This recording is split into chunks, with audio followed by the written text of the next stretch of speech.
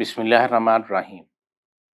حضرت انس رضی اللہ عنہ سے روایت ہے، فرماتے ہیں کہ آپ صلی اللہ علیہ وسلم کسی شخص کی عیادت کے لیے تشریف لے گئے جو عالم نزاع میں تھا۔ آپ صلی اللہ علیہ وسلم نے اسے سلام کیا اور پوچھا تمہارا کیا حال ہے؟ اس نے عرض کی مجھے رب تعالیٰ سے بھلائی کی امید ہے۔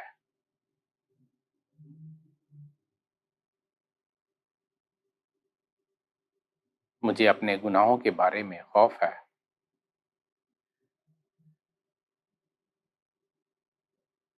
آپ صلی اللہ علیہ وسلم نے فرمایا اس حالت میں جس بدنائے مومن کے دل میں دو چیزیں جمع ہو جاتی ہیں تو رب تعالیٰ اس کی امید کو پورا کر دیتا ہے اور اس کے خوف سے امن بخشتا ہے۔